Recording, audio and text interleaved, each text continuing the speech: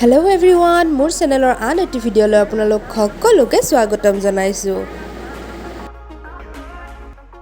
আপোনালোকে বাৰু ঘৰতে পনীৰ বনাই খায়নে? আমি তেনেকৈ বনোৱা নহয়, কিন্তু যেতিয়াই ঘৰত গাখীৰ ফাটি যায় তেতিয়াই আমাৰ পনীৰ বনোৱা হয়। আৰু এইটো দেখিছেনে, এইটো মায়ে গাখীৰ ফাটোতে পানীখিনি অকণমান সেকি কিনে এইখিনি থৈ দিছিলে আৰু মই ফ্ৰিজৰ পৰা উলিয়াই এইখিনি ভালদৰে মঠি লৈছোঁ।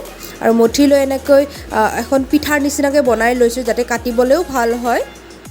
এতিয়া মই সেইখিনি সৰু সৰু টুকুৰাত কাটি ল'ম সমান চাইজত, তেতিয়া দেখিবলৈও ভাল হয়।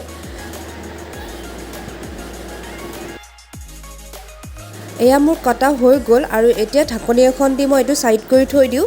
এতিয়া যিখিনি বাকী বস্তু লাগে সেইখিনি মই কামখিনি কৰি লওঁ। এইবাৰ লৈছোঁ 3টা বিলাহী আৰু 2টা পিঁয়াজ আৰু সৰু সৰুকৈ আলু কাটি লৈছোঁ।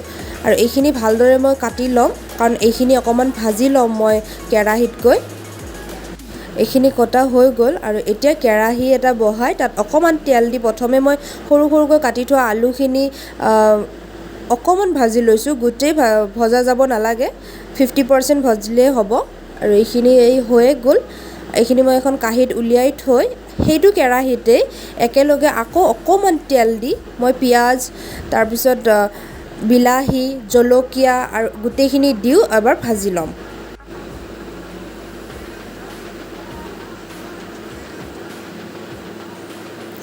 বিলাহীও দিলোঁ আৰু এইখিনি লৰাই এইখিনিও হাফ ভজা হ'ব লাগিব, একেবাৰে নাভাজিলেও হ'ব।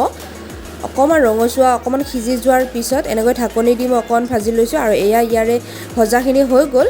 আৰু এইখিনি মই এতিয়া এখন কাঁহীত উলিয়াই ফেনত থৈ দিম, যিহেতু গ্ৰাইণ্ডাৰত এইটো গুড়া কৰি ল'ব লাগিব গ্ৰেভিৰ কাৰণে। সেইখিনি ঠাণ্ডা হোৱালৈকে মই ফেনৰ তলত থৈ দিছোঁ কাঁহী এখনতকৈ। সেইখিনি বাৰু মই ভিডিঅ'ত নেদেখালোঁ, এইখিনি মই ওলাই ল'লোঁ। এতিয়া সেইটো কেৰাহীতে মই অকণমান ধুই ল'লোঁ বাৰু, যিহেতু টেঙা বনোৱা গৈছিলে। ধুই লৈ তেল অকণমান দি তাতে মই পনীৰখিনি অকণমান ৰঙচুৱা কৰি ভাজি লৈছোঁ। আপোনালোকে কেঁচা পনীৰো দিব পাৰে নভজাকৈ, কিন্তু মই ভাজি দিলে বেছি ভাল পাওঁ, তেতিয়া ভাঙিও নাযায়, বস্তুটো টাইট হৈ থাকে।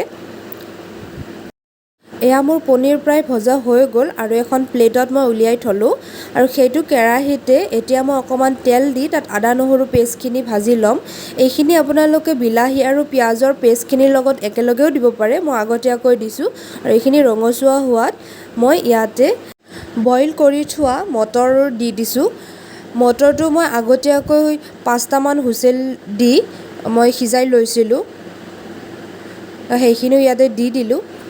আৰু দি ভালদৰে লৰাই ইয়াতে জিৰা গুড়ি, ধনিয়া গুড়ি, তাৰপিছত গৰম মছলা, ৰেড চিলি পাউডাৰ, এনেকৈ যিখিনি মছলা লাগে সেইখিনিও দি লৈছোঁ। আৰু দি ভালদৰে এইখিনি ভাজি ল'ম। আৰু তাৰ লগতে হালধি আৰু নিমখো মই একেলগেই দি দিছোঁ, দি সেইখিনি ভাজি লৈছোঁ। এতিয়া মছলাখিনি ভালদৰে ভজা হোৱালৈকে মই এইখিনি লৰাই ভাজি ল'ম। আৰু তাতে যিখিনি মই পিঁয়াজ আৰু বিলাহীৰ পেষ্ট বনাই থৈছিলোঁ সেইখিনিও দি দিছোঁ।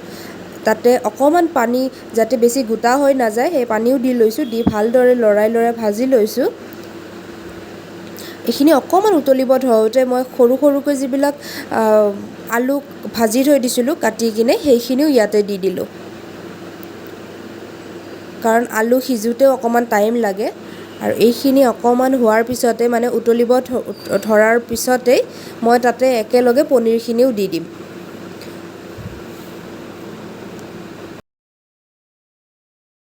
এয়া উতলিব ধৰিছে আৰু মই তেতিয়াই তাতে অকণমান টমেটো কেচাপো দি দিছোঁ। সেইটো কালাৰটোও ভাল কৰে, টেষ্টটোও ভাল কৰে।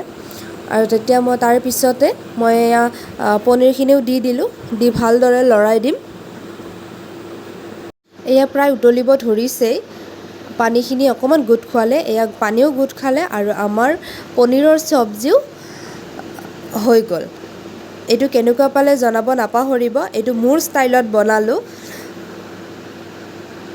ইফালে মায়ে ৰুটি বনাই আছিলে আৰু এইখন হৈছে আমাৰ যোৱাকালিৰ ডিনাৰৰ প্লেট।